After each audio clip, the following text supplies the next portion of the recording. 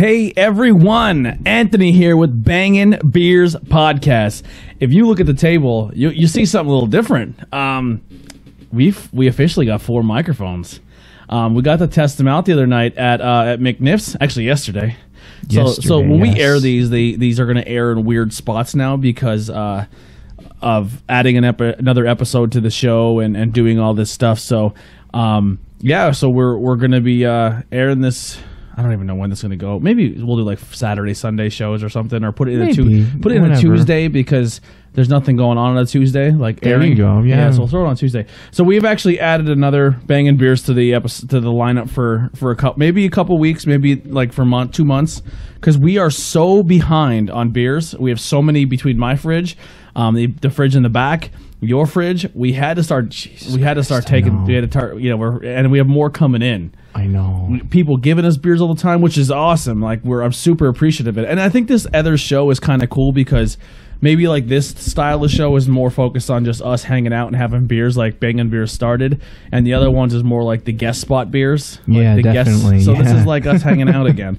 Yeah. So these beers here, this is, I just went to, well, before we get into any of that, thank you guys so much. If you're here, please hit that like and subscribe button. Just, there's like 80 as an always view. I love you to death for doing it, but hit that like button. I got to know if you're, like, how far you're watching into this. And also, if you didn't do it already, please hit subscribe. Share this. Tell your friends. Let them know that's the thing. We're trying to grow our audience.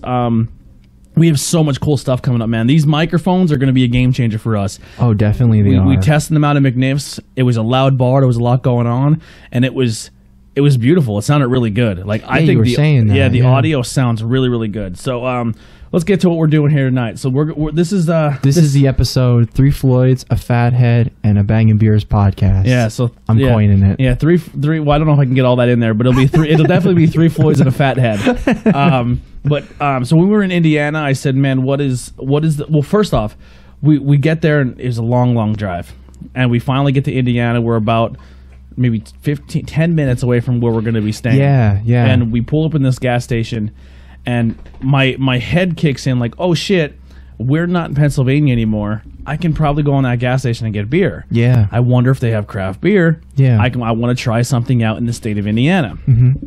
So we go in, and to my surprise, I see zombie dust, which is not easy to get from what in our area. Yeah, definitely. But it's very good beer. Yeah. And so I go on Untapped, and I see like top rated beer where I'm located right now, which is like the state of Indiana. Mm-hmm. And Zombie Dust is the #1 beer where I was at. So I was like, well, a 6-pack. Then I see Laser Cat, and I see Gumball Head. I said, all right, well... Oh, Laser Snake. Laser Snake, sorry. There you go. I looked at the cat on the bottle of Gumhead. You're like, Laser Cat. Yeah. So Laser Snake and Gumball Head.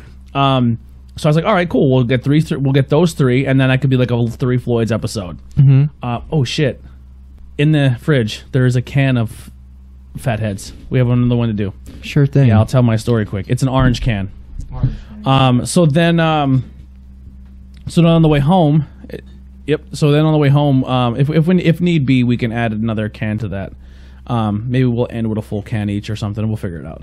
But so the way home we stop in Ohio, and I look at the top rated beer in Ohio, and it was Fatheads, and it was the Hop Juju. So I was like, oh cool, I have the top rated beer from Indiana, and now I have the top rated beer from Ohio on the way home. So we got two of the breweries. We actually stopped at Fatheads Brewery, so I'll do a little bit of a review of that when we get to those beers. But overall, It was a good trip, and I had a good time. But tell us a little bit, Ben, while I quick snap a picture here. What did you think of our episode last night at McNiff's? The McNiff's episode was actually pretty nice. Really like the fact that we were invited to be at that bar just in general and to actually shoot an episode, test out the mics. I thought it was pretty nice. I actually ordered some food. As many people would tell you from the food, I only ordered a dozen wings, creamy mild, by the way. Very good wings. They were crispy. They were cooked thoroughly. They were very good, and they were actually pretty decent sized wings for what you get a beer, you get some wings. It was a decent price point too, so you couldn't go wrong with that at all.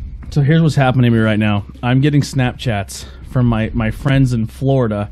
From the band Steel Panther is my I wish they were my friends.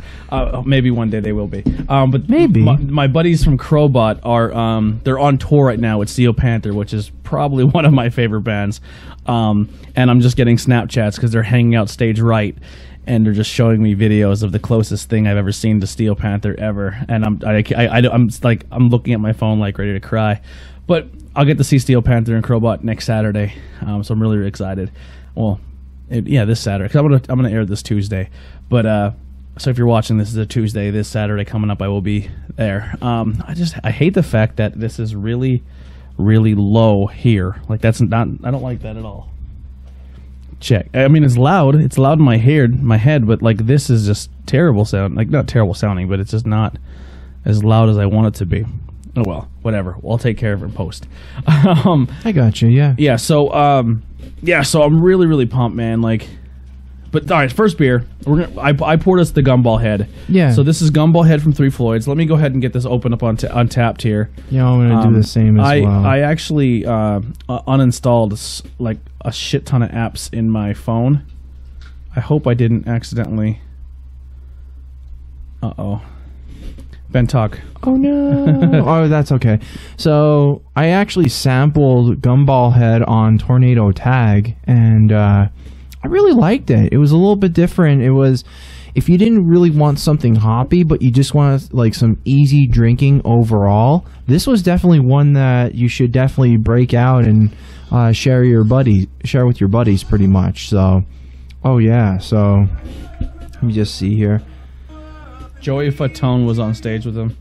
What with what? It's Steel Panther. Oh my God! Is he like a big fan? Everyone's a big fan of Steel Panther. Oh man, that's gonna be really fun going to that show then too. Yeah. Oh my God, they're just flooding in. I can't. We can't open those because they'll come through the mic and I'll get flagged.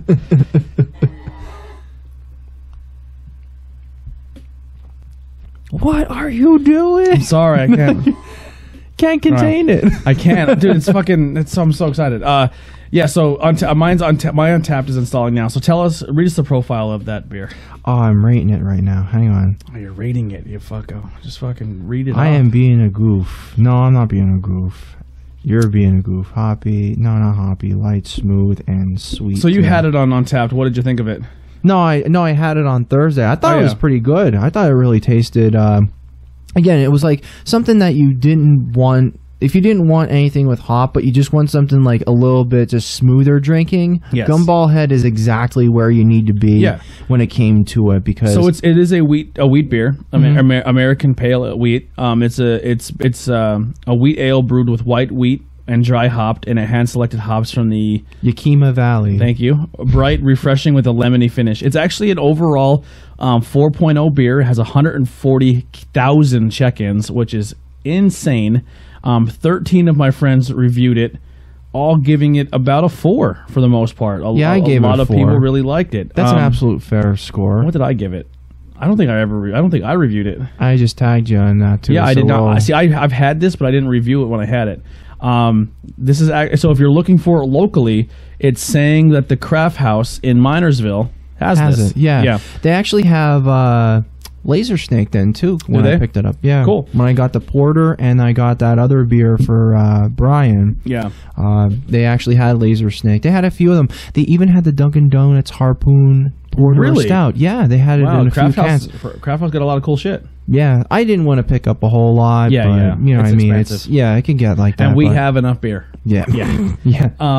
But yeah, here's a cool thing for you'll already see this by the time we air it, but you won't, because this is coming out Tuesday and our next episode will come out next Sunday. But Jason, who joined us last night for the McNick's episode, is going to hang out with us tomorrow. That's going to be nice. I think he's going to be a staple. I don't want to give too much away, but I think he's going to be a guy. I think he'll be sitting to your left there, or right. Yeah, you're right. I think I bring the host duties to light, where I just kind of keep it flowing and keep it conversating. You bring your beer expertise and your social and where you get it and where you go and where you travel. Yeah. And I think he'll compliment you with that. And then I think he has a lot of knowledge when it comes to like how it's made and what the process is. Maybe a little beer history of the different, because that's where we kind of lack. Like, what's the difference between a wheat and this and that and porter, and like we have an idea, but I think he can bring a lot of that to the table. Definitely. And I think he's been around the block. I think he's traveled a little bit just like you. I think so. I think you guys can bounce some stuff off each other. I think that'd be a cool definitely dynamic. is not a bad thing. Yeah, Definitely no, not. I think he'll be a cool dynamic to the show. Yeah, and he's really cool with us, our buddy from the keg stand. So, and not only that, we're the local guys then too. So it's not like man, like it's few and far in between when it comes to like people really liking craft beer. And it's like some people break that barrier and they just kind of like, well, okay, whatever. Bye. Yeah, you know what I mean. So initially, my first drink, I think this is the first time I've actually had it in a glass. I think every time I had it straight out of the bottle. It's a much different experience out of the glass. So it hits you with an initial hop taste, but it's not overbearing. Right. It's not like, oh my god, if you don't like hoppy beers, you're gonna hate it. But then it drinks like a wheat beer, but it's still. I think it's very good. It's not over hoppy, but it's super. I don't know what the tags are, but it's very. If I had to say, it was very smooth. They do have that, and I think it has clean. It's clean, yeah, clean and refreshing. It's a refreshing beer. I do like it. So hoppy, light, smooth, sweet, clean. Yeah, that's. I can consider it a little bit sweet then too. Yeah. But that's like a nice breaker upper for, especially if you're doing really hop heavy drinking night. So that's pretty nice. I already got a glass of that already. All right, cool. So I'm gonna review it now. I'm gonna give this a 4. This is a good beer. Thinking back now, we reviewed the Hershey's beer yesterday. Yeah. What did you give it? What did I get? I don't even know if I gave it a 4. I don't even know if I even frickin' rated it, to be quite honest with you. So I gave it a 4. We had about 3 or 4 glasses of it last night. Do I think it deserves a 4? Yes. Do I think it's a 4 when it comes to beers? Maybe not. After second thought of it, I gave it a 4. I gave it the hometown love. I gave it the fact that Hershey is trying a different flavor profile of beer. Yeah. I gave it a 4 because... You mean Yuengling. Yuengling, sorry. I gave it the extra 4 because they're also teaming up with the local powerhouse Hershey. I gave it a 4 because I think this is a good thing for... Just in general. I enjoyed it. It's nice to see Yuengling like jump into craft a little bit. And, I mean, yeah, it's... You can definitely say that the market's saturated, definitely. But if there's somebody that's like, oh, well, hey, like, I want to get into craft beer, but I don't want to be, like, fully saturated, I think Yuengling satisfies the itch. It's a good gateway drug. Yeah. Is it the best chocolate beer I've ever had? No. Yeah. Not even close. We've had some beers on here. Now, don't get me wrong, a lot of stouts, I don't get a chocolate flavor out of. Right. I've had some stouts that rocked my world when it came to chocolate and no coffee. Right. I had one at Humboldt on Tap not too long ago before we went to the wrestling show. I've had some porters that had very strong chocolate flavors. Yeah. So is it the best chocolate beer I've ever had? No. Have I ranked those other chocolate beers as high as I ranked Hershey? I don't think so. I'm being honest. I might have gave them 3.75s or something like that. But I gave Hershey and Yuengling the love for being local and trying it. I think it was a good starter beer. Sometimes I give a little love, extra points for different reasons, but I don't want people to think that it blew my socks away and it's the greatest beer and it's a 4. But I think, like I said, I think there is better chocolate beers out there, but I think this is a good thing for Hershey to start off. And don't forget then, too, like, your taste buds change over the years then, too. So whether you think that, oh, man, the chocolate beer tastes like shit, it might change over a course of 2-3 years. Yeah, 100%. Then, too. So it's not terrible. I mean, I would like to get, for you to try Shock Top's Chocolate. Chocolate wheat. No, it's like chocolate. Like chocolate wheat. That's a real, like, a true chocolate flavor. Like you can really rail those down. That's a pretty dangerous wheat beer. Yeah, it's delicious though too. Yeah, so I mean, it was fun, man. I enjoyed it. I had a lot of it, man. Like I think I had enough that I'm good for a bit. I mean, we do have another can of it that we'll probably bust out, maybe even tomorrow. Maybe. If James hasn't had it yet, maybe. So tomorrow's guest is going to be James, who was on he was on Not Cool in High School. He was the game streamer. Oh, okay, yeah. He's going to be with him, and then Jason's going to be with us tomorrow. So we have 4 people. The Crowler can is coming out of there. That we got to get. Yeah, we got to get rid of double dong fruit. Yeah, I think we're going to clear out some of the cans that are back there. That's fine. Yeah, I think we're going to get rid of those cans because there's a lot of cans back there. I think we're going to pick out of that. I think tomorrow might be a 5 can episode. Do you want? Well, maybe we should have Sharpie on then too if we really want to clear some house. It's possible. I don't have a mic for Sharpie though. Ah, shit. And then the guest is going to have to be like. Yeah. So what I would do is if we did have a 5th guest, that's where I would slide you to that spot. Yeah. So because you understand that like if you move this around, if you're an idiot about it, you can make noise, but you can literally move this and be quiet about it. You know what I mean? So that'd be something that I would maybe slide spots. Yeah. Okay. Yeah. Well, yeah. Honestly, I think we could get away with 6 cans if they're bigger guys. Yeah. I mean, I know us 3 can. Yeah. We'll be fine with 6 cans.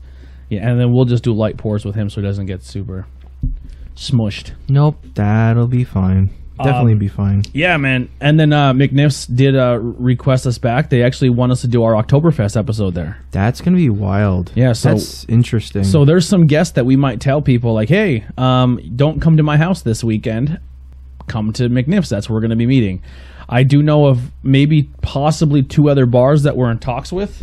Yeah. That want us to do episodes there possibly once a month. Yeah. So there might be opportunities where maybe Bangin' Beers won't be here as much. Yeah. It's a traveling show. Yeah. It might be at a couple local bars in your area. And if you are listening and you are a local bar and you want us to come and try some of your beers, we're more than welcome to do that. And then we can also just do the Friday, Saturday episodes here or your place, and we can still kind of keep the dynamic where it's us. Oh, definitely. That's always a nice thing. If we double up these episodes the next couple weeks, I think Bangin' Beers will have the more episodes than any other show. We're all That's what I was just gonna say. Yeah, we're all in the 30 range, and interviews just hit its 40. Like 40, episode 41 will air Monday. So Bangin' Beers will catch it quick. Oh my god! Yeah, there'll be a lot of Bangin' Beers content out there. You know, and that was the last show to start. And you know what the funniest thing is too? It reminds me of how like Robert Kirkman, how he like they did the schedules for the Walking Dead comic. They were like pumping it out like 3 issues a month or 4 issues a month. So that's going to be like Bangin' Beers. Yeah. Yeah, we just left Hotel Horror tonight. Oh, how was that? It was fun. Was it worth the hour drive? Maybe not. It is legit a giant building, like a giant hotel. Well, that's cool. Parking is super easy. Okay. We got there and it was dead. Like there was no line. Oh, wow. We literally got in and out quick. Wow. Aesthetic wise, it looked okay. Aesthetic wise, it looked I hit it. Aesthetic wise, it was cool. I think the actors had really, really good costumes and makeup. Yeah. And I think the fact that remember how like Connor Brennan did their haunted house?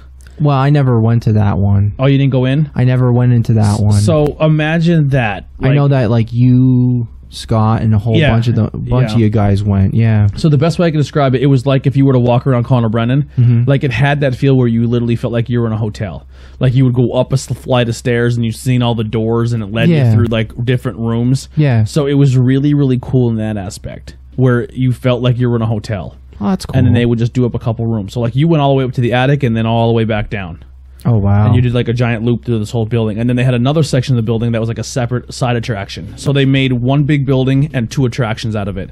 There's no hayride. There's no like anything. Just 2 attractions. The one attraction is really, really quick. But it was good. It was really good. I think for just me and Heidi. Oh, sorry. We got my heartburn is killing me today. And beer's not helping. We got two attractions, and I think it came out to like $70 for both of us together. So it was cheap, and I believe that all of the proceeds go to a fire department, which is cool. Like all the guys working there were all firefighters and stuff. So it was like $35 overall. Yeah. And you can pay an extra $10 to get a VIP ticket. We didn't need it because when we got there, it was dead. Yeah. Like if you pay $10, you can literally skip the line and get in that VIP line. Yeah, I got you. Yeah. We didn't need it because it was super. It was dead. It It's was the way to go about it, but it's always good to have somebody to know that option too. I actually think we're gonna pause quick. I have to piss really bad. I was in the car for a while. We'll just pause this real fast. Should I just keep the camera rolling? No, pause it. Okay, Or stop all it, right, stop hang it. on.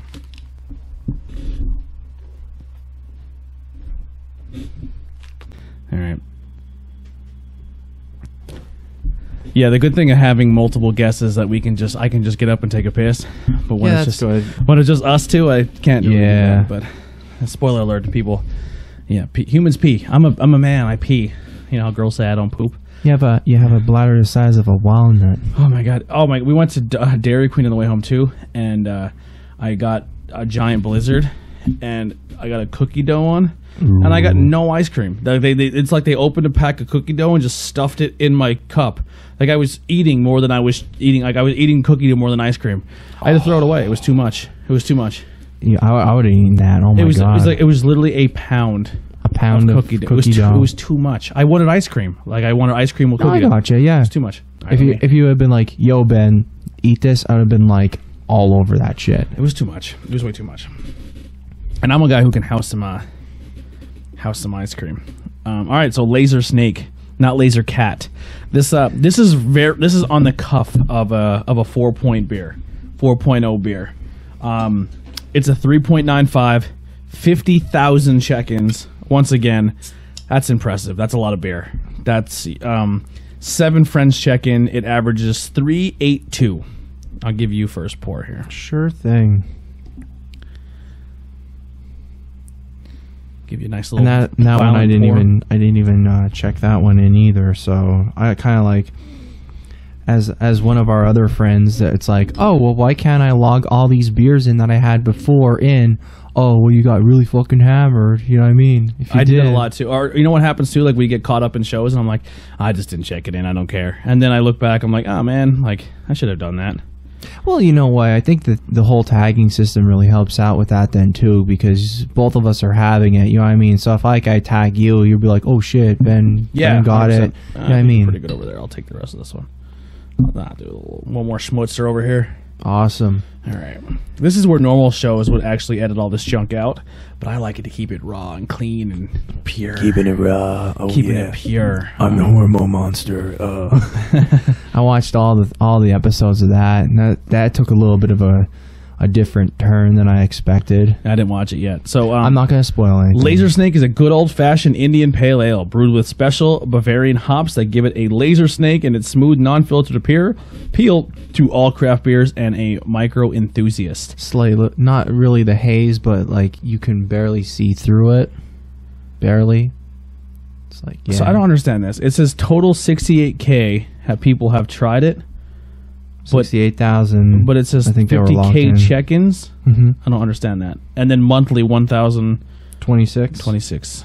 So they're enjoying. Well, how many people are having it? 1,026 people are having it monthly. That's crazy. The That's Craft pretty House crazy. in Minersville does have this as well. My dad gave it a 3.75. He is not a big. I guess Indian. Not really. He's not a big IPA An American guy, pale ale. but it's still IPA. Yeah. He's not a big IPA, but he gave it 3.75, which is a very high score.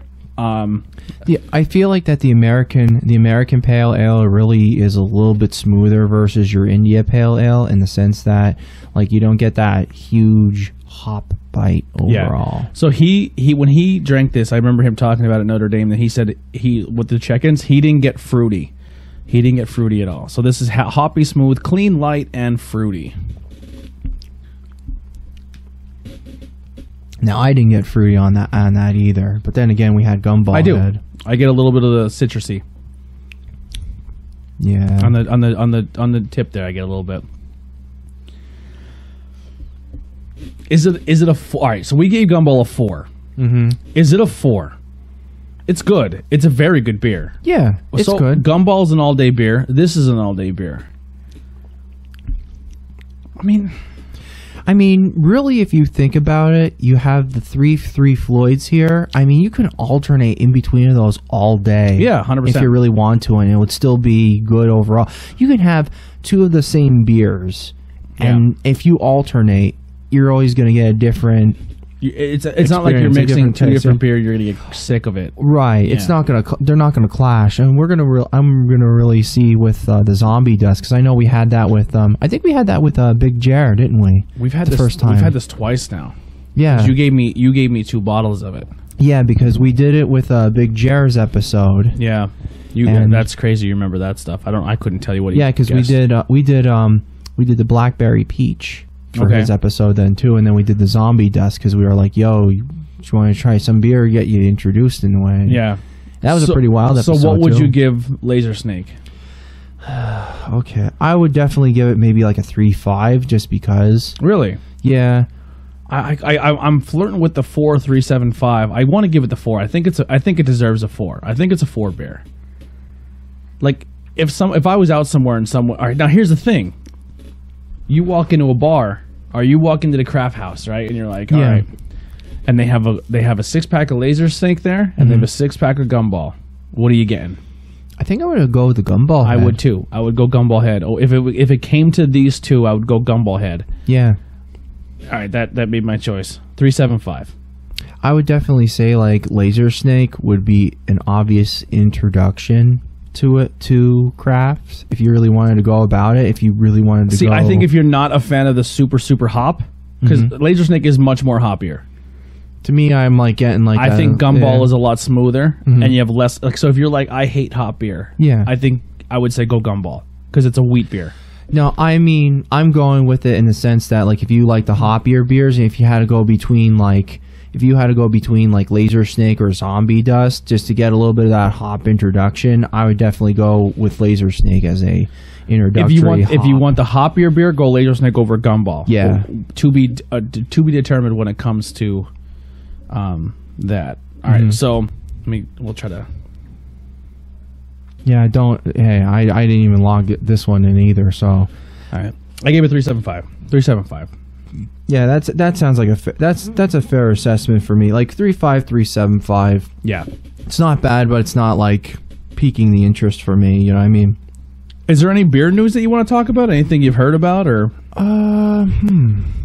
Well, let me go to my go-to guys here. See what they have going on the World Wide Web of Facebook. Well, I know Hudson Valley's just recently gone to their Friday releases because this is kind of like, you know, word of mouth and all then too. Basically, with the last release that was a Saturday release, it was the Demiurge release. There's a lot of shit going on. Basically, people cutting in line, mules actually planning different people way ahead of the line, people going to the bathroom and getting bracelets that are way ahead of the game when people were there for like since like 3-4 o'clock. So it got to the point where it was too big and people were taking advantage of it. Pretty much, yeah. And so what ended up happening is the owner, he basically said, enough of this shit because it's putting way too much on my staff, on me, and everybody else. So guess what? We're moving our releases Friday. And so I had the opportunity to go on Friday. It took me about a 2.5 hour drive from Frackville to Hudson Valley. It really wasn't a bad drive. It was a lot chiller, and I really, really would like to take you there once you get your time back, because no joke, I was under 50 people. So it was a good introduction. The people were out there. They were ready to release. And I actually got to hop back in line for my other buddy then, too, that I usually go with. Nice. So here's my favorite beer page on Facebook or on the internet is Breweries of Pennsylvania. I think those guys do an amazing job. I think they're very informative. I think they're like your go-to news if you want to get some local PA beer news. So their beer of the week is the Big Dude, and it's from Yellow Bridge Brewing Company. It's an 8% double IPA. It's double dry hopped with Citra, Mosaic, and a nose of grapefruit, guava, and blueberries. It's a smooth, well-balanced bitterness, and it has a great fruit finish. That sounds amazing. That does sound really good. The guava and the blueberry. That sounds like a real. If it was pink guava, wow, I think that would have hit it off big time. Yeah. So if you go on their page now, it says beer events happening this weekend from October 11th to 13th. It'll give you a list of every event going on in Pennsylvania at that point in time. Your 2019 Great American Beer Fest winners from Pennsylvania. So I guess they just had their big Great American Brew Fest, and they gave you a complete rundown of who won from PA.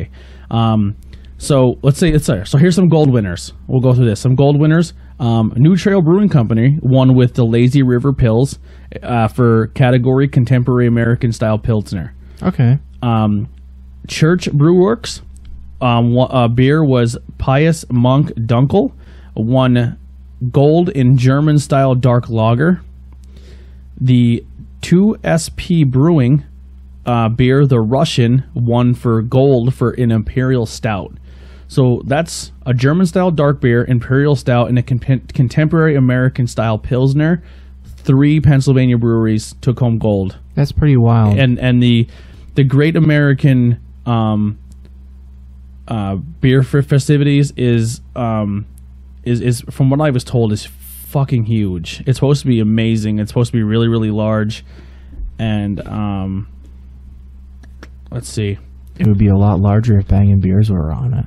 Yeah, let's not get crazy. Silver was silver. 3 people from 3 Pennsylvania beers won silver awards. Free Will Brewing Company, beer the Ollie, Belgian style Limburg sour ale. Cellarworks Brewing, the St. Eldritch won the category Brett beer. I don't know what that means, but they won the Brett beer. The Brett beer is more along the lines of like a drier tasting. Okay. Swashbuckle Brewing Company, beer was Dunkelweiss, won silver in German style wheat ale. Wow. And then 1 bronze from Helltown Brewing, the Mischievous Brown, won bronze in English style brown ale. So really, really cool. Good job to those Pennsylvania breweries. Oh, definitely. Pizza Boy, here's a news article. Pizza Boy Brewing announces expansion of a second tap room in Harrisburg. Yeah, I did see that, yeah. Then they also have Pennsylvania veteran-owned and operated breweries in Pennsylvania. They give you a complete list of that. Mm-hmm. Right now it has Pennsylvania's top pumpkin beers. Are you interested to know what they are? You know what? The white girl in me, yes. You want to know? I want to hear about it. So obviously you can get all this at Breweries of Pennsylvania. So like I said, this is a great website and it has a lot of cool stuff there. So here, I don't think this is in any order. If it is, then here it is. Baked Pumpkin Ale from Lancaster Brewing Company. That one's okay, yeah. It's 7.5. The Devil Dark Side Pumpkin Stout from Lavery Brewing Company. Never heard 7.8 of that BV. Imperial Pumpkin Ale from Weyerbacher Brewing Company. Okay. That's a cool can art. It looks like a giant king, like a pumpkin king. Yunkin Pumpkin Ale. It kind of looks like a Dunkin' Donuts style look. You can show me.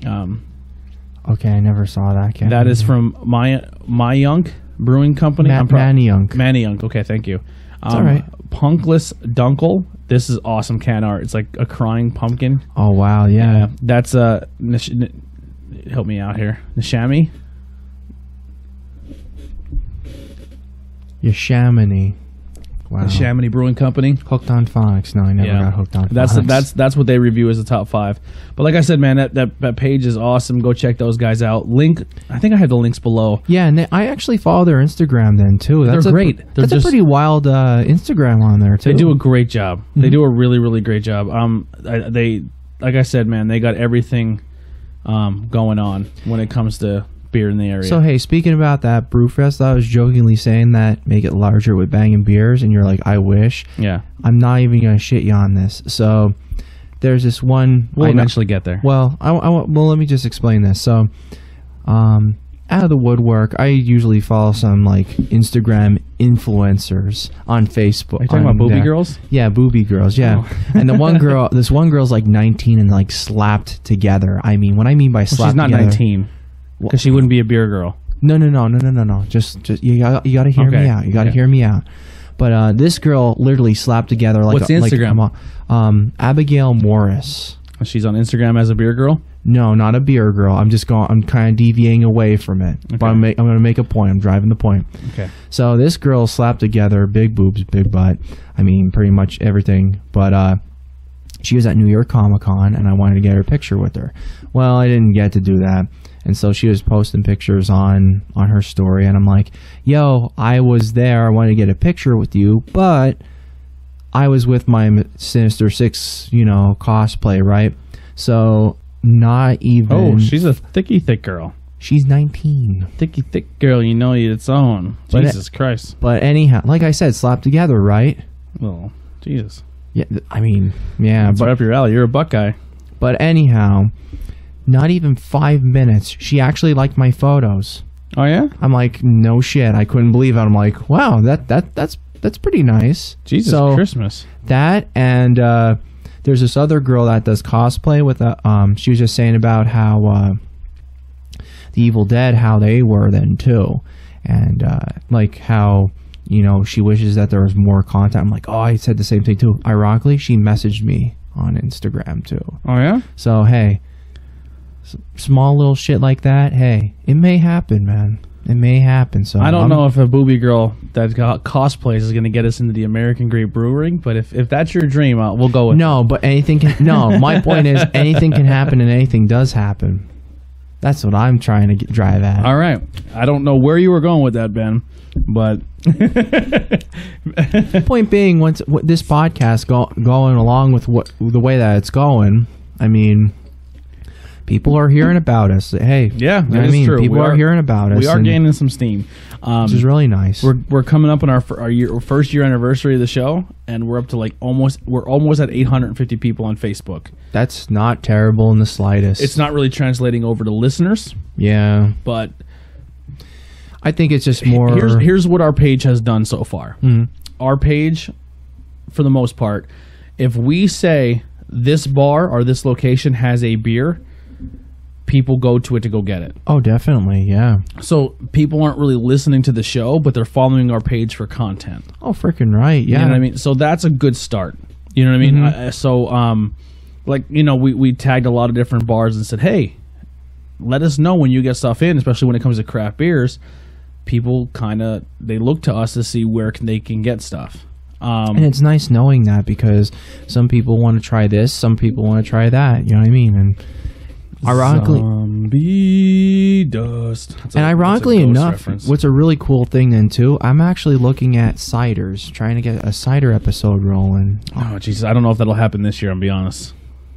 Not even for a November episode. Maybe November, if we can really knock down our backlog. I think we can. Okay. No, I think we can really knock it down. So this is the top rated beer in pretty much the state of Indiana. I could be wrong when it says when I say that, but where I was at Untappd said it was the top rated beer where I was.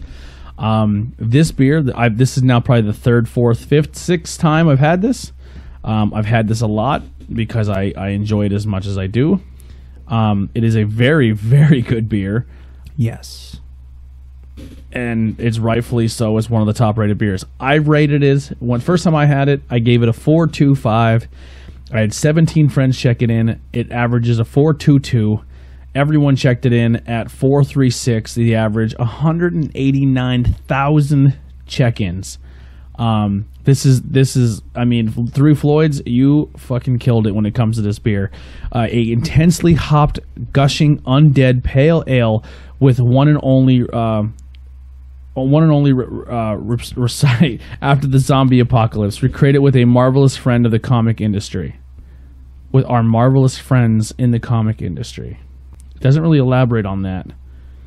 That'd be pretty wild if because apparently I think the art is where it stands out the most. Well, the art is super comic booky. It looks like it looks like more an undead Taskmaster to me, at least. Yeah, I thought what's his name from He-Man? Skeletor. Skeletor. Yeah, let me see that. I'm gonna take a quick snapper. Yeah, sure. I'm gonna review it. I don't know if I'm gonna give it more than a 4.25. I don't know if I even rated it. I think I might have rated it. I'm not sure. See, a lot of these I don't rate because I like trying them a couple times to get a good pinpoint. Yeah. You know what I mean? Like, well, you can rate it more than once and I'll give it an average. I know, but like point being though, like, See, I like trying it once and then be like done and over with, and I'll just enjoy it afterwards. Hoppy, smooth, clean, sweet, and light for this here. I don't have the gas station I got these from. Perfect. No, I got you. Yeah. But yeah, I gave it a 4. a 4. Yep, I gave it a 4. So all right, so you gave this a 4 and Gumball a 4. This is not any better than Gumball. First initial taste. Okay. Don't forget, we're going. Well, when we had it coming in clean. Yeah. Don't forget. We actually had probably an older bottle when we had it last time too. Yeah, I don't know about that. I mean, we sat on it for a couple weeks. Yeah, a couple weeks. Just only a couple. Not like 3 months, 4 months. I mean, I don't know how long the gas station had it, to be honest. So who knows? Yeah, they actually have it on the bottle here. When it was produced. Keyword, they should. I know. I think ours actually had it. And a cool thing about this too is the gas station I got it from. I think someone went to buy a 6-pack of it, and they dropped a bottle and it smashed. But I guess because in Indiana it smashed and the lid came off. Yeah. They couldn't mark the whole 6-pack as damaged. Mm-hmm. But as long as the cap stays on the bottle, you can mark it off as, you could write it off as a damaged case. So he sold me a 6-pack missing one, but like gave me a super discount on it. Oh, that's cool. So I was only missing 1 beer, and he gave me pretty much. I got 5 beers, and I got it for like almost half off. Wow, that's so I ended up not leaving bad with at 2 all. 6-packs for Zombie Dust. Well, almost 2 6-packs. Of Almost Zombie Dust. 2, yeah. Yeah. That's not bad at all. No. I was like, what? And he goes, yeah, man. I'm like, fuck yeah, I'll take it. All right, here we go. Zombie Dust. It's just fucking awesome. It's just a good drink. That's a good all-day beer. Like, you can alternate between, like I said, you can alternate between the 3 Floyds. Dude, I'm going higher. And and it's good. I'm going 4 or 5. Hey, if you feel the need, man. It's almost, to me, this is almost a perfect, like, I wish to God this was something I can get all the time out here. It's so, that is a fucking good beer. It is. It really is. I like it. I really liked it, too. I mean, that's 3 beers that are pretty much, 1 for me is almost a 5. That's a solid 4. And this could easily, Laser Snake can easily be a 4 as well. They have a way with beer. I don't know. And they're not hitting you with like fruity flavors. They're not. No, they're just pure unadulterated. You know. Yeah. Don't deviate from the formula, as I say. I'd be interested to see what else they do when it comes to beers. They might have just exclusive stuff at the brewery. Yeah. Maybe. Yeah. One of these days, we're gonna these episodes are gonna catch on, and the breweries are actually gonna listen, and they're gonna be like, you know what? Because they really like it, we're gonna send them a T-shirt. You know, it'd be really cool. Actually, I actually have a Fatheads T-shirt I bought at the brewery, but I'm not. It's in the other room. Mm-hmm. Yeah, Fatheads is cool. We'll get to the Fatheads in a second. Yeah, I don't want to take away from. No big deal. 3 Floyd Lloyd. It's like a cool band's names too. So after having it, does your score change? I'd say, the 4. I mean, again, like just being kind of like season like 2017. I'm not trying to peer pressure you to give it a 4. Oh, I already gave it a 4 way back then. But point being, though, I know what it's gonna taste like. You know what I mean? So it's not like it's gonna change. This is one of those beers that we have, and I'm like, man, I'm really happy. There's more in the fridge that I can fuck around with. I should try and get some I should get some Heady Topper by The Alchemist. Okay. Good. And Lawson's Sip of Sunshine. Now, a lot of people who listen to this show, and we have our diehards, they know the history of this show and how it came about. This started with our love of video games and sitting just having some beers and playing some games. Oh my God. What are you playing right now? What am I playing right now? I don't think really anything at this point. No, I was playing. I played that Blasphemous, but I just kind of took a break. I just like deviated away from it. I'm just like kind of pissed because I have practically everything. I went through cause see, the whole thing about it is you can't warp. That's the main thing, and in order for you to get to one area, you're literally taking a whole trek to go to one portion of level, but you have to figure out where you're at and then figure out, okay, this is the fastest and simplest way I could go about it and go that way. Mm-hmm. With me, I got these 3 masks. I'm literally at that very top What point. type near of the game end. is this? Is this like It's a more of like side-scroller? it's like a Metroidvania, like a Super Metroid So it's Castlevania side scroller, like an RPG, and it's like Side-scroller Dark with Souls. maps. Yes. Okay. Yes, and I'm going to tell you what, it's a beautiful game, but due to the fact that it's a little bit difficult, I wouldn't give it to somebody that wants to start off on it. I would start them off with Symphony of the Night, Castlevania Symphony of the Night, Super Metroid, Bloodstained even, just to get that, idea of how it would go. Fuck that! I can't even get past the first guy on Bloodstained. Rookie. I'm fucking terrible at it. Don't worry, you'll be. Well, are you still on the ship? Yeah, I'm still on the boat. You have to grind a little bit, just a little bit, not a whole lot. Just in the very just gotta beginning, be like, when the things keep coming out of the ocean, just keep killing them for 48 minutes. I wouldn't say 48 minutes, maybe about 25 minutes. Fucking wow, man. But you gotta kind of like, you have to memorize patterns, dude. Come on.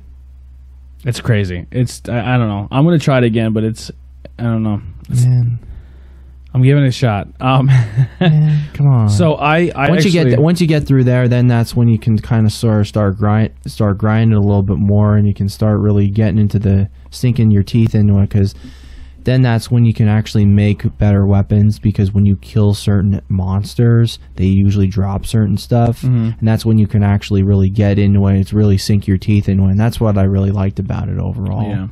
Yeah.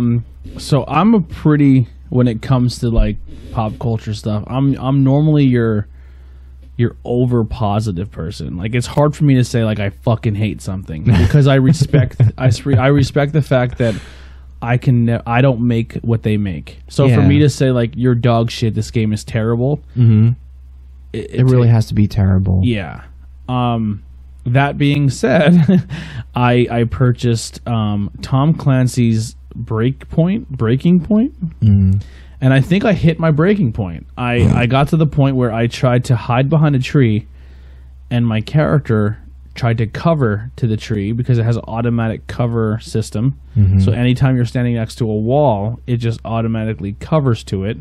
So if you're in a tight quartered room and you're trying to run away from an enemy, your guy's literally bouncing off walls to wall, because he's automatically locking on a cover. Oh man. And when he does that, and the camera's trying to spin, because the camera is it's supposed to be like a third person over the shoulder, but when you aim down your sights, it goes first person. So you trick the camera, and then you get to the point where you're stuck in first person, and you're stuck in an object, or you're stuck in a wall, or you're stuck in a tree, and you can't get out until you die. Oh my god, that's so terrible. I put in a request for a refund on Xbox, and they pretty much said, suck our dick, you're not getting it. Oh man. I also bought the version with the season pass, so the $100 version. And I bought a broken game.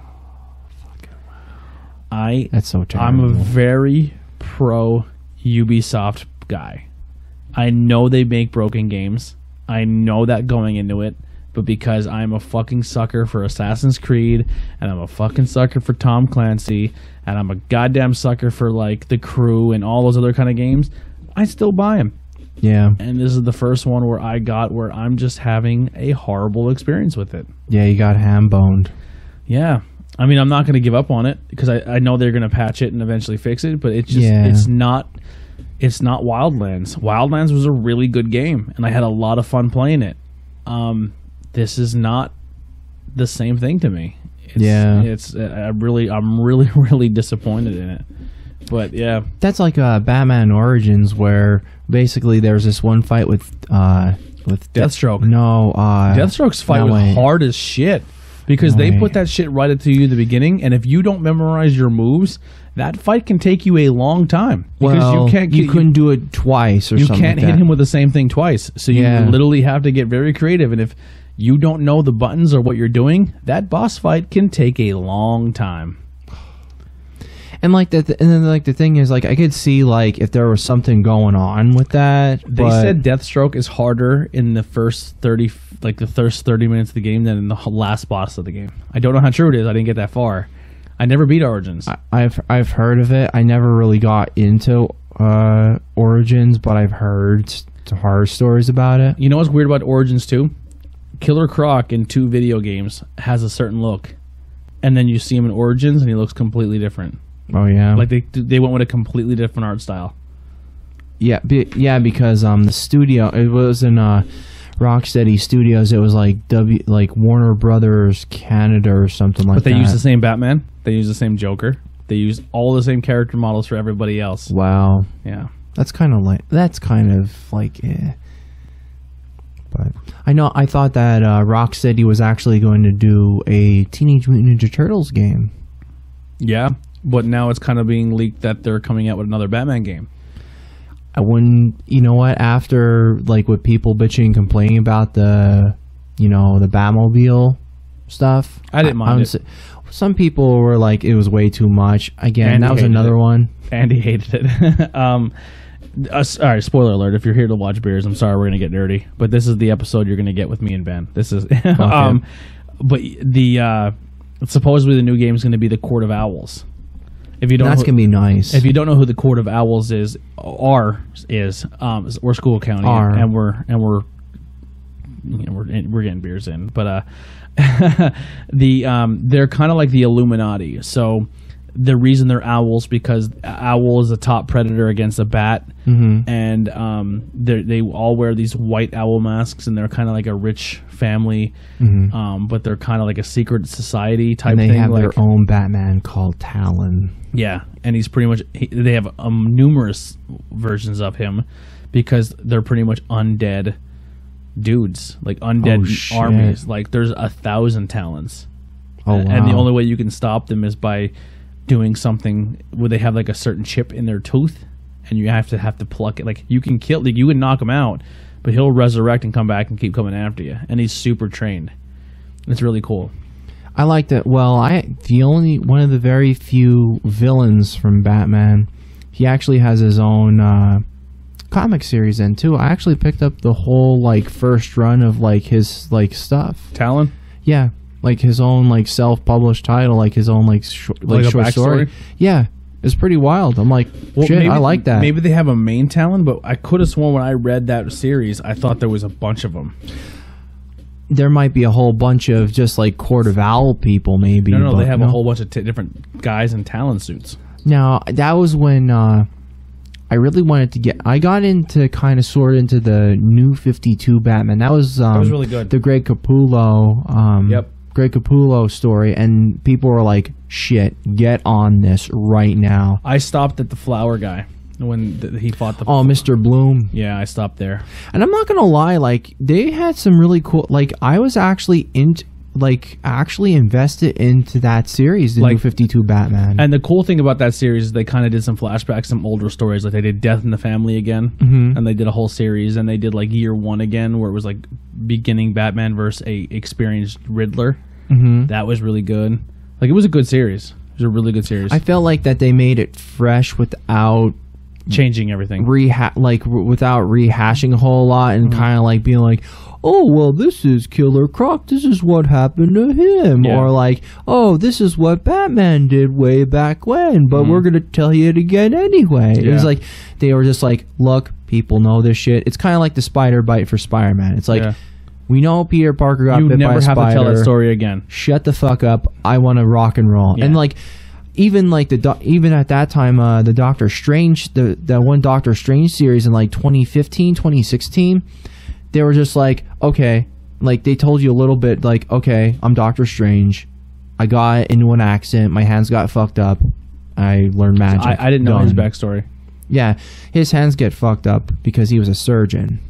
Okay. And so that's what ended up happening. It was a car accident in the movie. I never watched the movie either. But no, point being, no, it was a really cool thing, and it's just like he couldn't do anything with his hands. Like he couldn't do like any surgery. He couldn't do like the impossible surgeries anymore. So that's why he learned. Can he still jerk off? Well, of course he can. I mean, Jesus. He can still beat that meat. Now he can jerk off with magic. Yeah. I wonder what that would feel like. Man, you could get really creative with that. Who do you think has better masturbation, Doctor Strange or Green Lantern? Because he can make anything. He could have his own orgy, really. To be quite honest with you, Green Lantern can give himself his own stranger. he can form a hooker with his ring, and just like she can take care of everything. and it's all his imagination. So okay, it would be the best. All right, version we're of- gonna go with the deep cut here. Well, first off, Hal Jordan supposedly is gay in the stories, that is like true. with DC. So they wanted to be that edgy, and I'm like, you know, I don't care. Don't matter. Well, didn't they do a theory too where in the Flashpoint, Flash was gay? Oh, I don't know. I didn't really keep up with that. Like that's when they were doing the whole universe shit. And like, okay, I'm gonna bring it up right now, especially here. So, you know, a lot of people are bitching, complaining about the Joker movie, how that's not the best interpretation of Joker and all that. But it's I don't want to hear that because the same people who say that say they love Heath Ledger, and that's not an interpretation of Joker at all from the comics. Well, I just want to tell you. No, I'm going to get to that point. So, you know the whole situation of the universe, like the whole universe theory. Oh, this is the Joker from universe such and such, and this is the same Joker from universe whatever. Yeah. Don't give me that. Don't feed me that fucking bullshit where you're saying, oh hey, this is this Joker. You can do separate you can do any interpretation that you want. That's why they do the whole universe thing, and that's why it's a huge fucking cop out for me, because people are still going to bitch about it regardless if you bring up that argument or not. So enough said, as Stanley would say. I like here's what pisses me off. People say like I hated Jared Leto because he wasn't the Joker, but I loved Heath Ledger. Mm-hmm. Heath Ledger was not a comic book Joker at all. No, like he had a military background and everything else then too. It was just his whole thing was why so serious, different. and he was super like dark humor. Yeah, where he was like, where he killed a guy and goes ta-da, or I got these scars. Like that's not the Joker. The Joker's like in your face super. Hey everyone, like he's like super. Like he comes off over positive, but he's dark and scary as fuck. Yeah, that was Heath Ledger's own interpretation. Exactly, and Nolan just said, fucking roll with it. Yeah, done. So for people that sit there and say I don't like any other Joker, Heath Ledger was the best one. Pick up a comic, go watch an animated series, because that's not the Joker. The best Joker we've ever gotten is Mark Hamill. Like realistically. And personally, if you really wanted to think about it then too, it's like, okay, so if you want a traditional Joker, you can go with Jack Nicholson and Mark Hamill. If you wanted something a little more like I think every Joker fit the Batman that they were in their movie with. I can meet you there. I'm I'm not the one who sits there and says Jared Leto's Joker was the absolute worst, because I didn't care for it. I'll just say that. I wish I would have seen more, because we all were told as fans that there's all this really cool Joker backstory and really cool stuff about that Joker or why he is the way he is, and we never got it because DC never gave us an opportunity to learn about it. And you know what?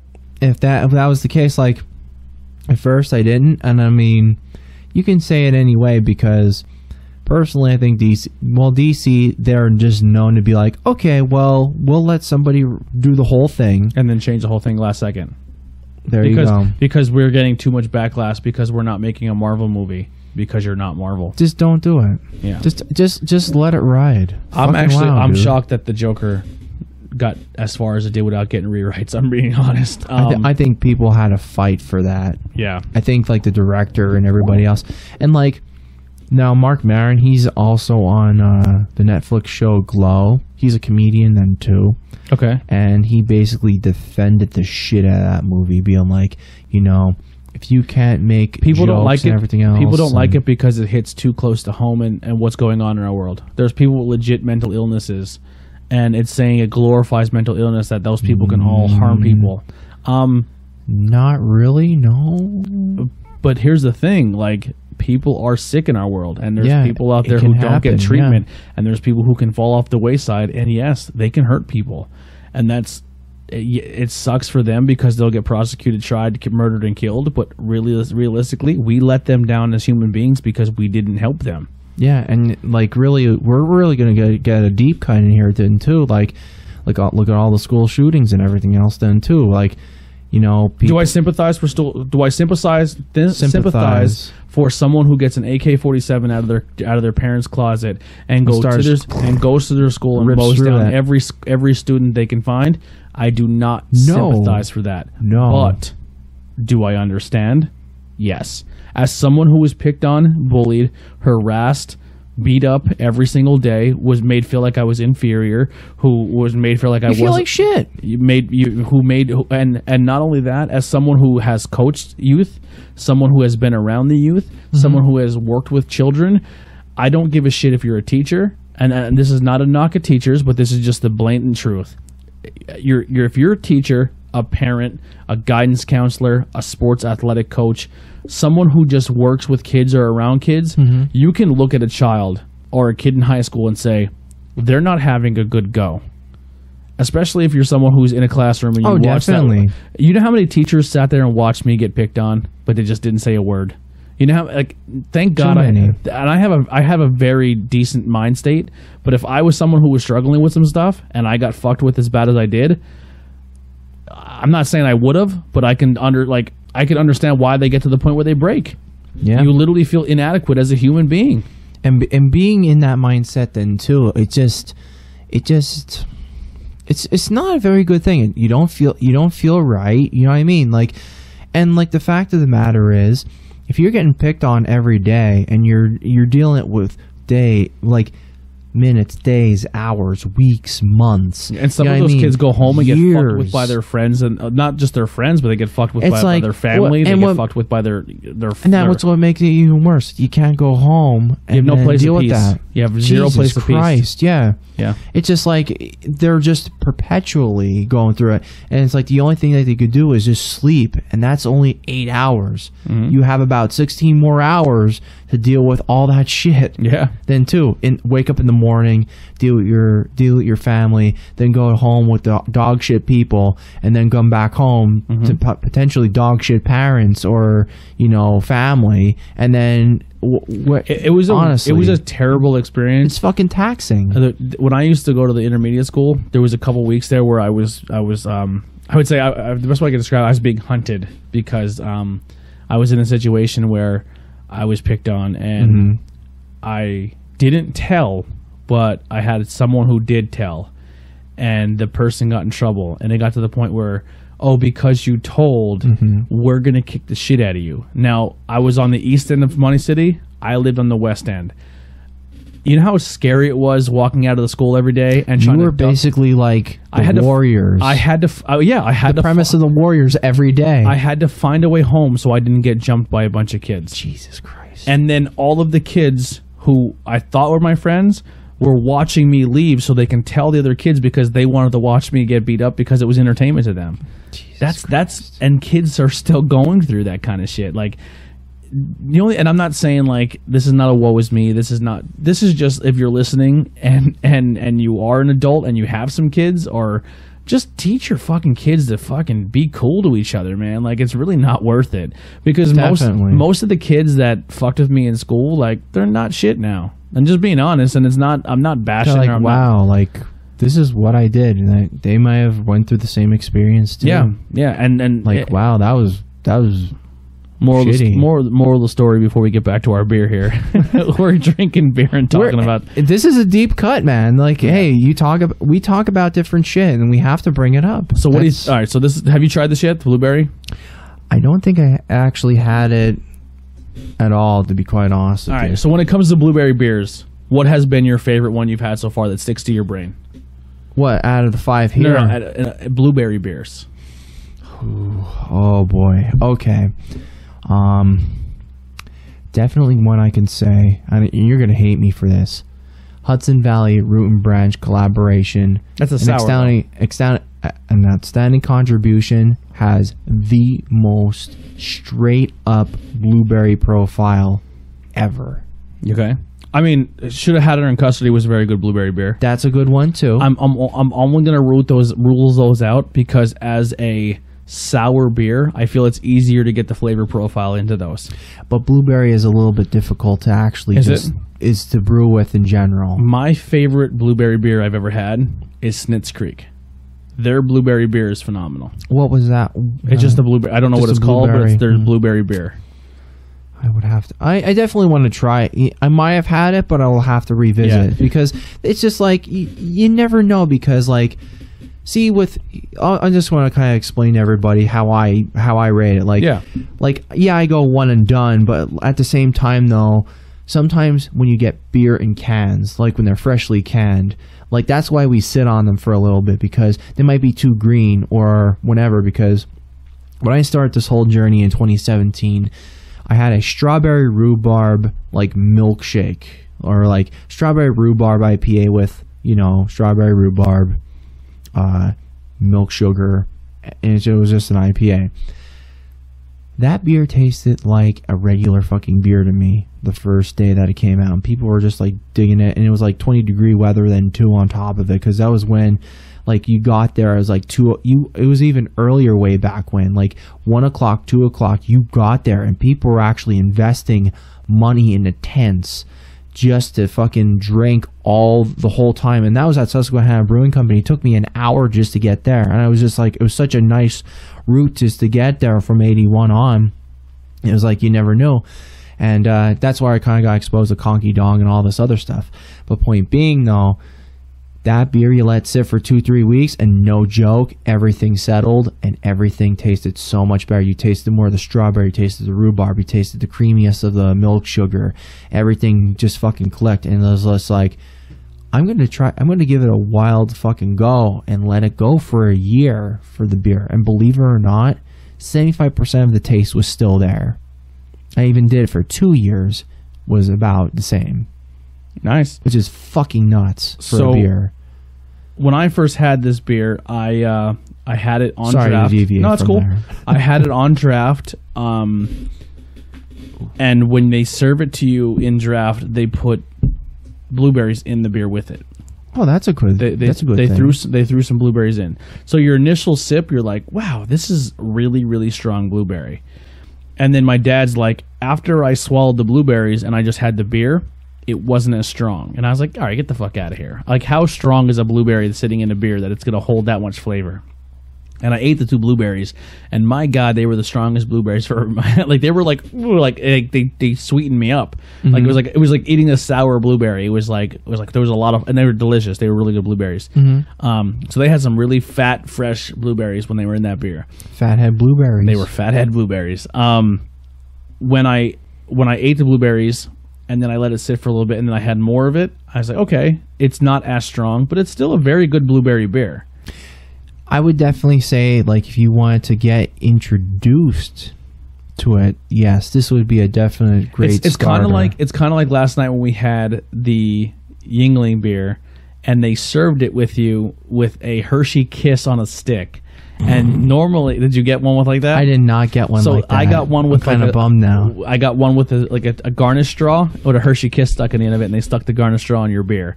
And I was like, oh, okay. And I popped the garnish straw, and I ate the Hershey Kiss, and I ate it, and I drank my beer, and I was like, holy shit, this is way more chocolatey than the one we had yesterday, because it tricks your mouth to having chocolate in it, and then you got more chocolate flavor. Fucking smart, but it kind of tainted the review of the beer. And then I waited a little bit. Handicapped it in a way. Yeah. So gotcha. This is my 3rd time having this now because we bought a 6-pack of it, I think. Yeah, 6-pack of it. So this is the Blueberry Fatheads beer. This is called the Bumbleberry. So, yeah, the blueberry's not as strong as I would want it to be. It has a very good blueberry aroma. I still think it's a very good beer. I do enjoy it a lot. I did give this a 3.75. I think I'm going to be sticking with that rating. That's what I'm going to stick with there. I don't blame you, man.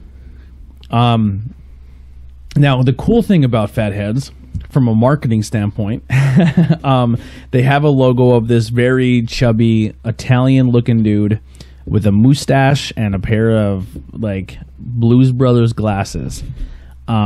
So every time they change their beer, they change the dude on the bottle. So like the blueberry one, the Bumbleberry, it's honey, blueberry, and ale. Actually, the honey might be the reason why it takes a little bit of the blueberry flavor away, because it gives it more of the smooth flavor, which is kind of smart.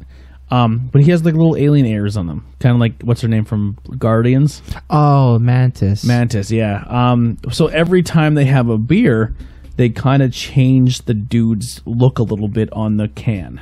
Here's going to be a deep cut for you then too. Do you remember Andy Kaufman? Yes. His alias or the second personality. Shit. I brought it up. I'm like, you know what? You know, there's people who think that Donald Trump is Andy Kaufman under a costume. What a fucking dog shit thing. What a dog shit world we live in. Oh my god. Like, there's people who think that Andy Kaufman's still alive, and because there's a guy who does that character still of Andy Kaufman. We should buy a DeLorean. We should buy a DeLorean for $50,000. I think I need more podcast equipment before I buy a $50,000 car. I'm just saying though. Speaking of equipment, so obviously I'm trying to raise up the money for the Zoom H6 so we can get that with the 4 lapel mics. Yeah. But I found a GoPro camera, and it comes with a really nice bundle where it comes like a chest mount, a head mount, a car mount, and all these really cool things. It's like fucking only $300. Like, GoPros are not that expensive, and it's waterproof. Like, we can take it anywhere. It can go in a car, and like the only thing is I have to learn how to edit the audio to the video and make sure everything's the right speed so our mouths aren't talking and the audio's going somewhere else. We're not doing anime it's like Godzilla. Hey Ben. Yeah, it's like Godzilla. but when you go to the Fatheads Brewery and you want to order a shirt, you can buy the shirt with your favorite beer, unless you're an extra large, because that seems to go quick in breweries because we all have beer bellies. I have broad shoulders. Yeah. We'll go with that. No, I don't have a beer belly. You have. Listen, I seen you in your Mysterio costume. You got a little bit of a belly. Oh, cut it out. Not that bad. Come on. You're not that bad, but you got a beer belly. But yeah, you can buy a T-shirt with whatever your favorite beer is, and every beer they change the logo a little bit, which is kind of cool. Like I like that kind of little marketing strategy where you're like, oh, do you want the fathead guy, or do you want him as a bumbleberry, or do you want him as this? Like, they have one called the Black Knight or the Dark Knight, and it's like it's supposed to be a dark lager. It tasted exactly like coffee to me. Like, I got no lager. It was like drinking a stout, but it's the fathead guy, but he has like a knight's helmet on. Oh, that's cool. Yes, they change it all the time. We didn't go to their main distributor that was kind of by the airport. We went to their restaurant, like the saloon they called it. Yeah. They didn't. Here's the only thing I had a problem with is they didn't sell any of their beers at the brewery. You could only take growlers out with you. Wow. I am not a growler fan.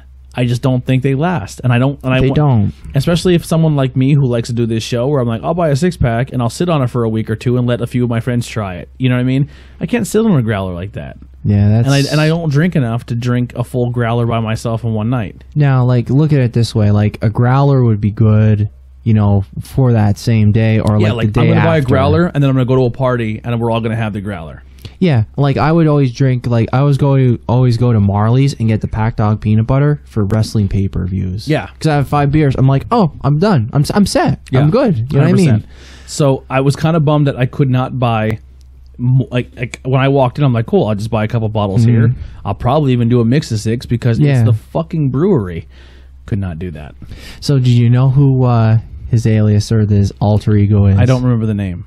Tony Clifton. Tony, I knew it was a Tony Clifton. Tony Clifton. I was like thinking, I'm like, oh man, I should fucking know this right now. I'm like, Tony Clifton. I was like, Tony Clifton. It does kind of look like Tony Clifton, but he didn't have a bald head. I know. Yeah. It was just like that guy. I'm like, shit, he looks like Tony. And the funny thing about it is, because I watched the documentary Man on the Moon when Jim Carrey did it.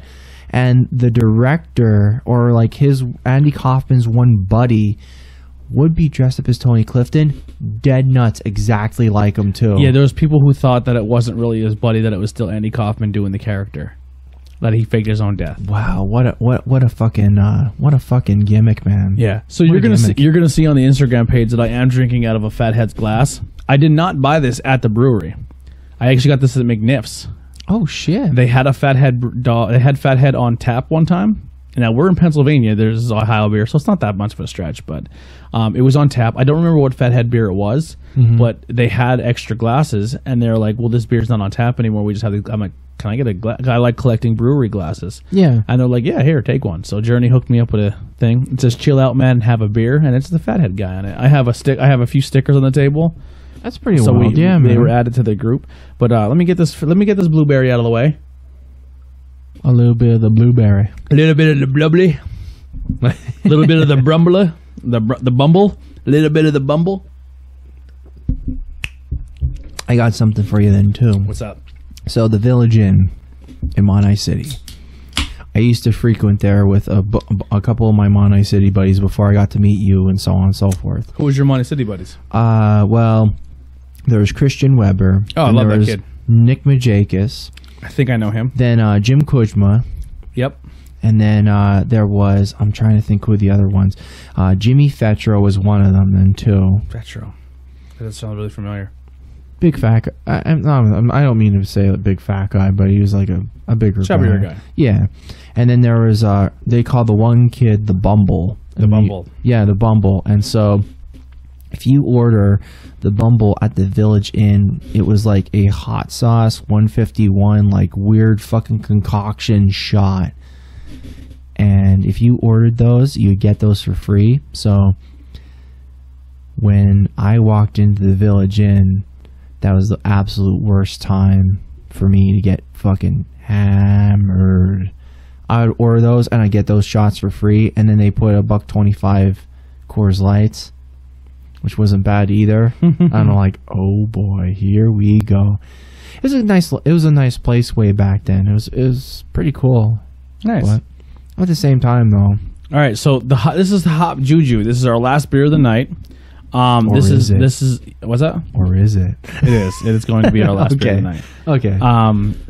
Because it's easier to put in the description when we have two or three breweries, so we can obviously get found by the people if they search. Fair enough. So this is the top ranked beer in Ohio. This is the number one beer in the area there. I had this on tap. It's delicious. I really like it. It was my favorite of the bunch. Sorry, I had the beer burps. I gave this a 4. 9 of my friends checked it in, and it has an average of 4.31. So I actually was lower than most of my friends. And the average check-in with 45,000 check-ins is 4.26. So it is very highly ranked.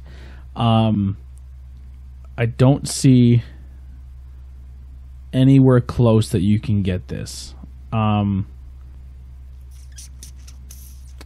Purchase at the Gin Mill Restaurant and Tavern on tap, but I don't really see much. I'm just looking at some people here, but yeah. So this is the Hop Juju. Sorry, my voice got really weird there. All right. Now we're not super professional. We've been contaminating our glass with every beer. Let's go with the bone dry roll. Ooh. That's a hoppy beer. Ooh, I like that. Yeah, that's a hoppy beer. Oh, baby, I like that. Imperial India Pale Ale. No wonder why. It's here you go. Award-winning. It won the gold medal in 2013, 2015, the bronze medal in 2016 for best Imperial India Pale Ale at the Great American Brew Festival. So 3 years, it's won 2 golds and a brew and a bronze. It's won the gold medal for Imperial Indian Pale Ale at the World Beer Cup in 2016. This supernatural brew passes as a powerhouse of hops, creating aromas of citrus, pine, and tropical fruits with a juicy, resiny hop finish. Witchcraft? Maybe just a hint. So this is kind of like I guess they're trying to do like a New Orleans voodoo tiki style. When did you get that? I just got it, so it's a brand new can. Look on the bottom. Is there any date? There's not. Oh, hold on.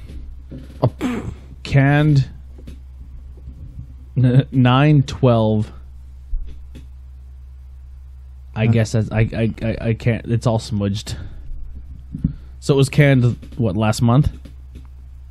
9/12 of 19. That's a fresh can yet. Yep. So 2019. They actually make a super juicy hop juju. Yes. Yep. So hop juju in general just gets a 4.26, a 4.25. Super juicy hop juju gets a 4.5. Hop Juju 2019 goes even beyond the regular Hop Juju at 4.38 for standard. That was on tap, but because I guess this is the only one canned, that's why this is the top rated beer, because so many more people have had it.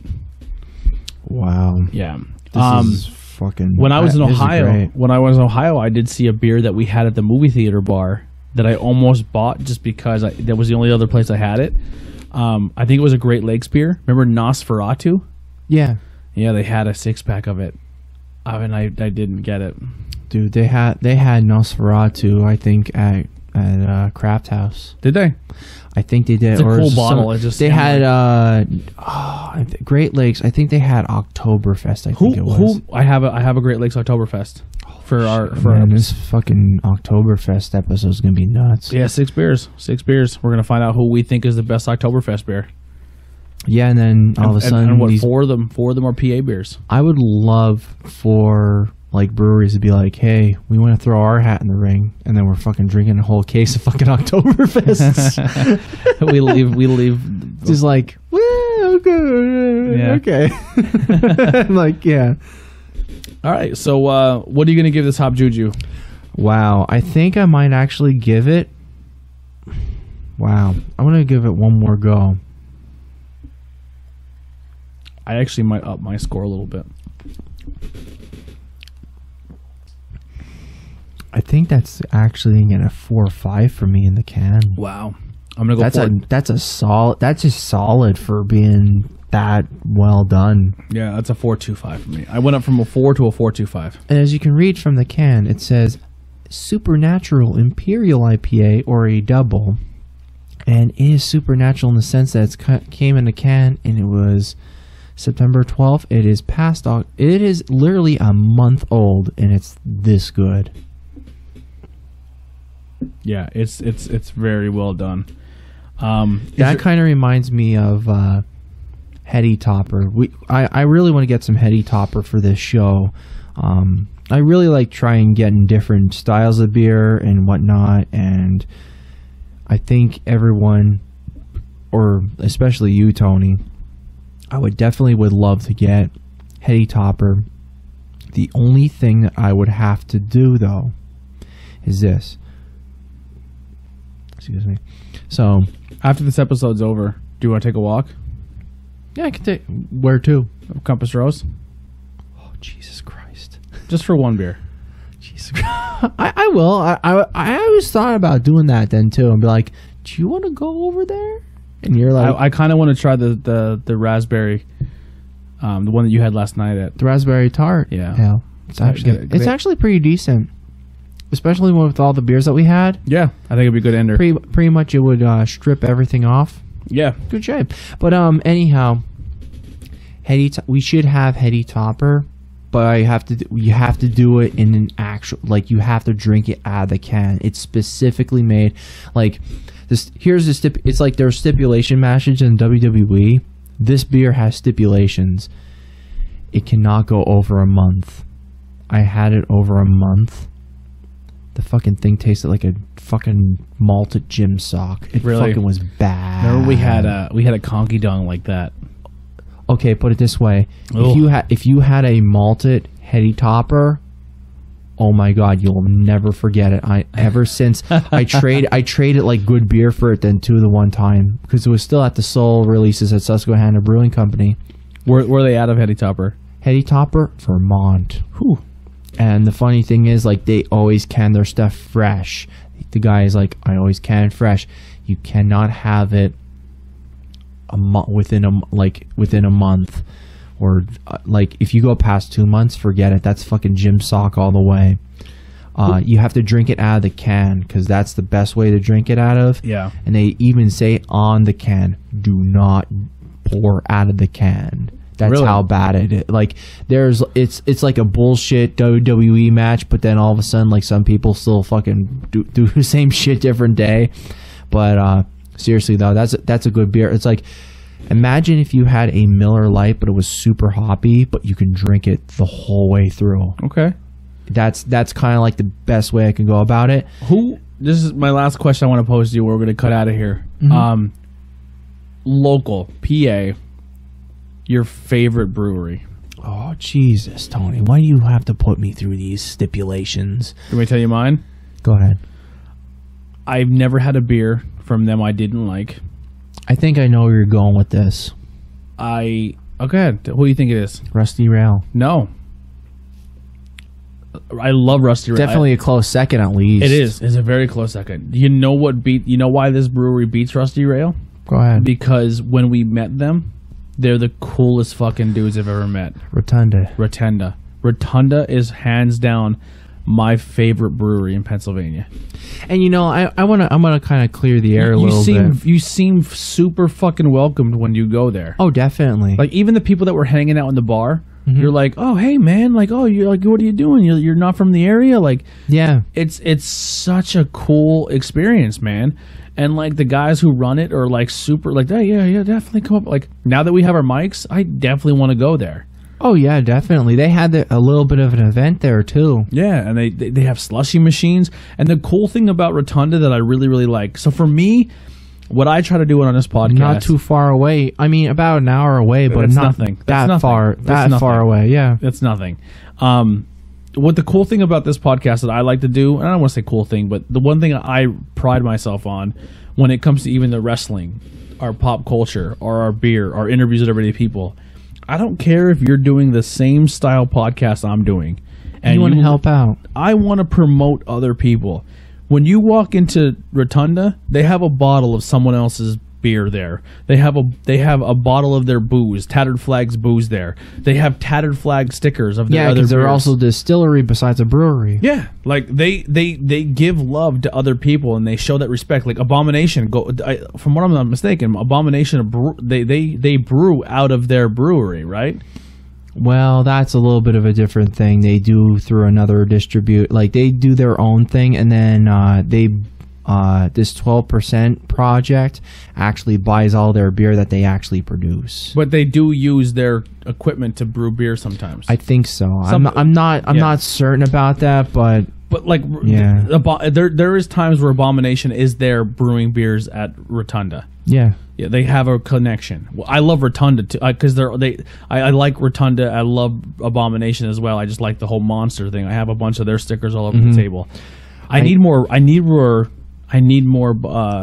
swear to God, Rotunda stickers on our Rotunda table. And Abomination should come back with that Rambutan sour ale. That was like by far that peach custard was amazing. And when we went to the tap house, like I've talked about this beer 100 times on this show. Like man, my holy grail beer that I loved to death was Very Berry IPA or whatever it was.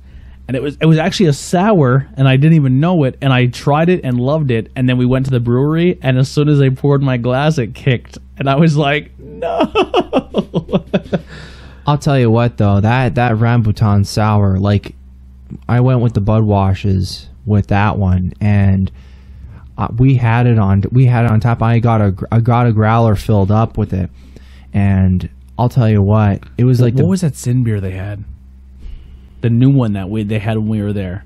It was like a fucking 9%, and it drank like a no. It was higher than that. It was super high. It was like a 12%, and it drank like a fucking 2. That was fucking nuts. Oh my god! It was something Sin, the ultimate sin. The ultimate sin. Yeah, you'd be right on that. They even said have one.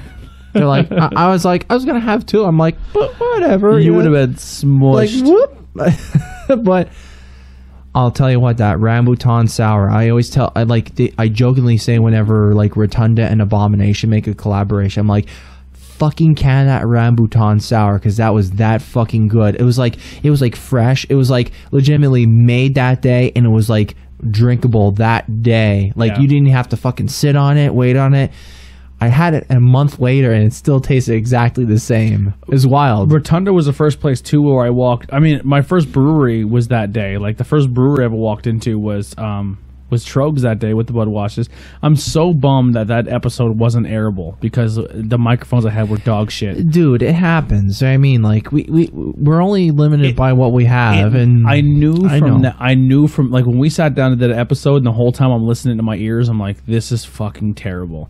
and I was so embarrassed and I was so disappointed in myself, and I was like, man, we need to be better. But the thing is like, and this is not a cry to like help us or anything like that, but like I knew we had to step our game up, and I knew that if we wanted to go to breweries, and I knew if we wanted to do live things in bars, that our equipment wasn't where it should be, because when I started doing this, I'm not an audio expert. I'm really not. I'm a guy who, I'm not even an expert in what I talk about. I just feel I'm a good host, and I can get people around me who are experts, and I can steer them in a direction, you know?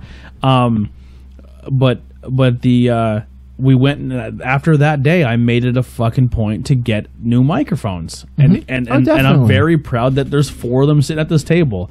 Like, I don't have a lot of money, dude. I'm a dude who lives paycheck to paycheck. You know what I mean? And if I have an extra $25 a paycheck I can put away to make this show better, then so be it. But the reason we have these microphones is because we sold. I honestly sold some stuff, and we sold T-shirts on our website. You know what I mean? Like that's legit of it. Like, we want to get a better camera. We want to get something that can zoom in a little more, but still getting shot. I want to get a camera that I can take on the road. Yeah. I want to get something that I don't have to take a full mixer. I can bring something smaller. Like, but I just don't have the funds. But that episode really told me, like, man, I want to. This is what I need to do. When I started researching, but. Well, we'll understand this then too. Rotunda invited us to do an episode there, but we just need to get our shit together. Well, let me be completely honest with you then, though, too, Tony. Like, people, when they listen to our stuff, it's just like we're looking at a good place. Yeah. You know, a good place. You know, it's we're not even a year in. That, you know what I mean? Like, that's just the way that goes. How many? Not just. No, this is not throwing shade, but this is just a fact. Or knocking, throwing people under the bus. How many local podcasts, besides Murder My Dude, does a weekly episode? Not a whole lot. I don't think any. Besides Murder My Dude. How many local podcasts do a weekly episode and have 4 different content shows? Not a whole lot. 0. Probably us, yeah. That's it. We literally bring a beer show every week. Now we're bringing 2 a week. This week will be 3 a week. Yeah, maybe 2 to 3 a week. Yeah, you know, I'm just saying. Like, we're going to release one tomorrow. We released one today. I mean, by the time you see this will be Tuesday. Mm-hmm. But if you just go by this episode, we released one Saturday for the one we did on Friday on location. We're releasing one we did Sunday that we did the previous Sunday. We're shooting an episode Sunday. And this one that we're talking right now is going to release on the Tuesday. That's 3 episodes in 3 days. That's crazy. That's nuts. Like, we're working hard. You know what I mean? Like, we're trying. And like, the thing is, though, like, my thing is, like, we're trying to go the whole route of, you know, trying to get we're trying to be the viewership and all that too. Our episode is the everyday person's review on something. I'm not a beer expert. I mean, you're not a beer expert, but we're trying to bring, like, hey, we're willing to go out and pay our hard-earned money on your product, and this is what we think of it. And we're not out here to try to trash you. We're not out here to try to bury your business. We're giving it an honest review. And look at it this way. I'm not traveling hours on end. Like, I'm dragging my ass out of bed. You are traveling hours on end. Like, hours on end. Like, I'm traveling on my hours on end, dragging my ass out of bed. You know what I mean? Like, going out of my way. You know what I mean? Like, there's a good reason why, like, I make the 2-hour treks to certain breweries. There's a certain reason why I'll always drop. Like, when I went to Other Half, it was easy to drop $600. Fuck me. Dude, that's half our equipment.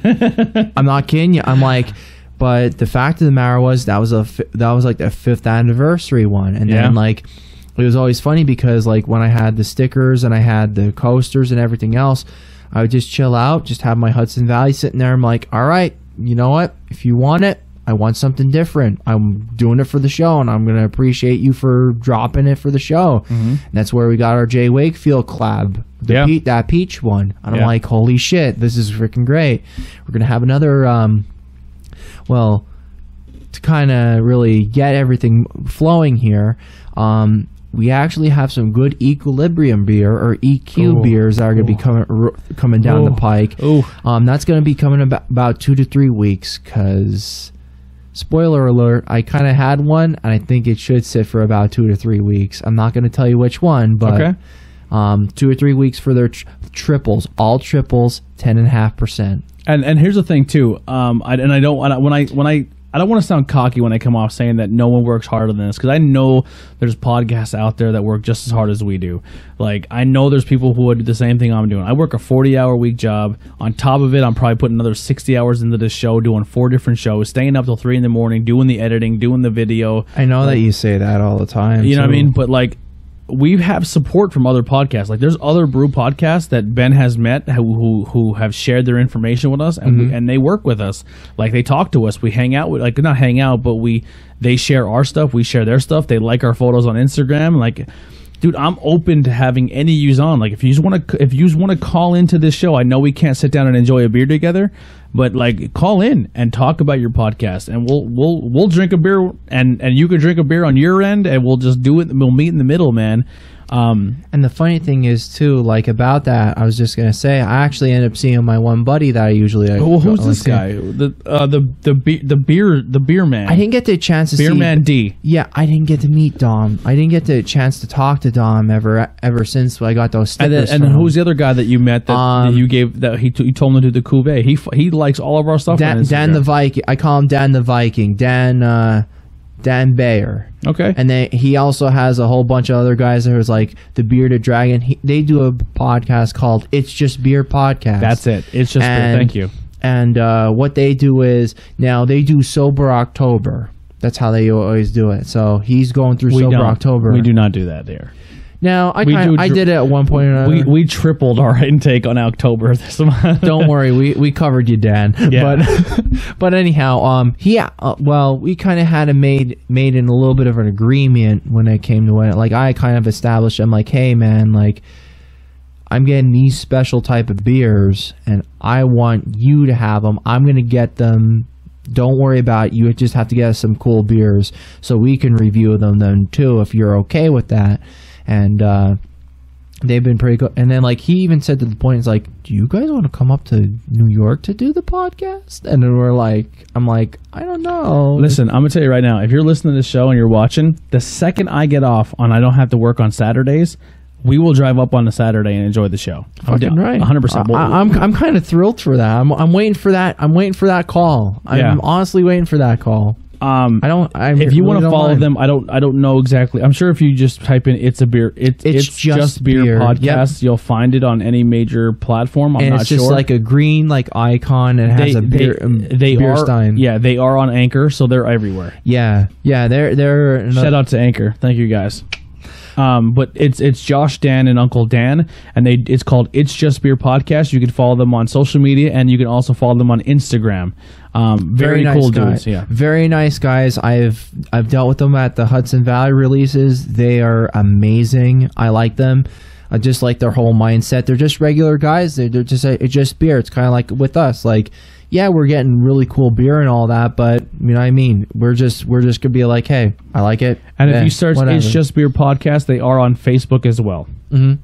So those guys, we really wanted to kind of plug this one, like, a really good shout out to them, especially. Well, this is the episode that we can do this because it's just an episode with just me and you. We don't have a guest on. Yeah. You know, it's very easy to just focus on the guests because that's what we're supposed to do as hosts. Oh, definitely. Yeah. All right. Well, we're gonna wrap it up there with Bangin Beers Podcast. Thank you guys so much.